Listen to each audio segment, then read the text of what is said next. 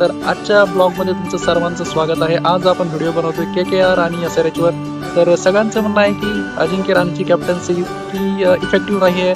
त्यानं फक्त 35चा त्याचा विनिंग रेशो आहे ॲज अ कॅप्टन. परंतु मला जे वाटतंय ते थोडं वेगळं आहे. ॲज अ कॅप्टन तो खूप चांगली बॅटिंग करतोय. प्रत्येक मॅचमध्ये त्याने 50 केलेली आहे आणि स्ट्राईक रेट पण त्याचं ठीकठाक आहे. पण लोक त्याला ट्रोल करतायत, हे थोडं चुकीचं वाटतंय मला.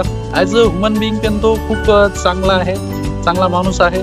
त्याचं वर्तवणूक जे आहे टीम मेंबर सोबत, टीममेट सोबत खूप छान आहे आणि सगळ्यांना घेऊन चालतोय सोबत. आणि स्वतः पण लिडिंग फ्रॉम द फ्रंट करतोय, रन करतोय स्वतः. तर खूप छान माणूस आहे तो. तर त्याला तुम्ही सपोर्ट केलाच पाहिजे, आपल्या महाराष्ट्राचा आहे.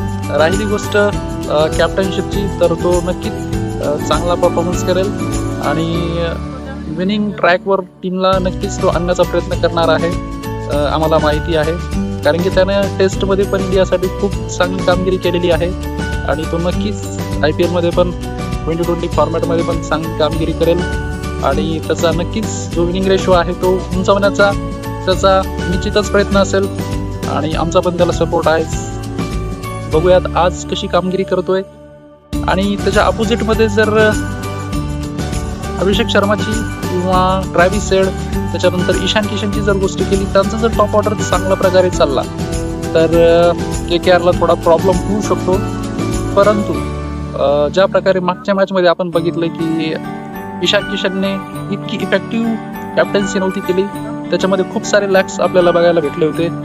त्याची कॅप्टन्सीमध्ये ज्या प्रकारे प्राईम बॉलरचा यूज करायचा होता, त्याने तिथे पार्ट टायमरचा यूज करून पूर्ण मॅच गमावल्यामुळे त्याच्या पण कॅप्टन्सीवर खूप सारे प्रश्न उभे राहतात.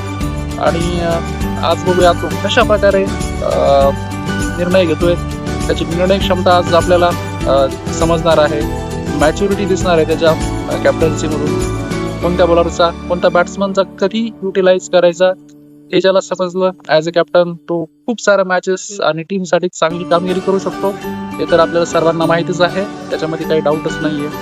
आणि राहिली गोष्ट टॉप ऑर्डरची SRHच्या, तर ज्या प्रकारे त्यांचा टॉप ऑर्डर फ्लॉप जातोय तो एक खूप मोठा समस्येचा प्रश्न SRHच्या ओनरसाठी आहे. ट्रॅव्हिस हेड, त्याच्यानंतर अभिषेक शर्मा, दोघं पण फ्लॉप जात आहेत मागच्या काही 2 महिन्यापासून. तर तो एक मोठा विषय आहे. आज निश्चितच त्यांनी कमबॅक केला तर काव्यामरणसाठी खूप चांगली गोष्ट होईल.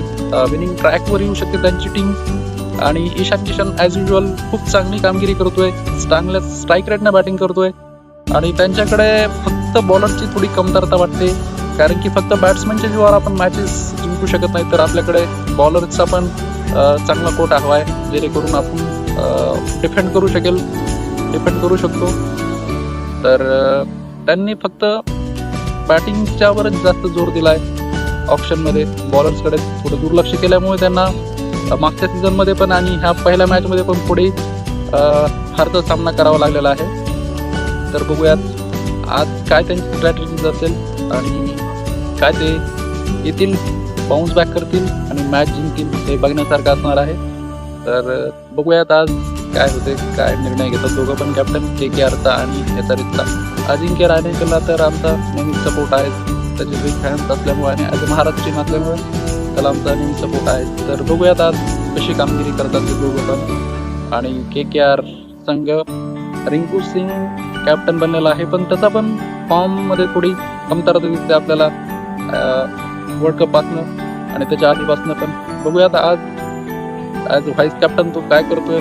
त्याला जेव्हा चान्स भेटतोय तर स्ट्राईक रेटमध्ये पण त्याची थोडी गिरावट आपल्याला बघायला मिळते वर्ल्ड कपपासनं.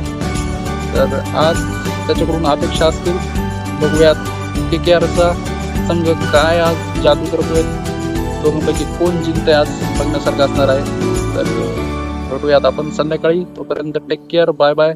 जे पण मित्र आजची आपला व्हिडिओ बघत असतील त्यांनी सगळ्यांनी सपोर्ट करायचा आहे, सबस्क्राईब करायचे चॅनलला आणि लाईक शेअर करायचं आहे, जेणेकरून येणाऱ्या नवीन व्हिडिओचं तुम्हाला अपडेट मिळत राहील. सो मिलते भाई रात में, तब तक टेक केअर, बाय.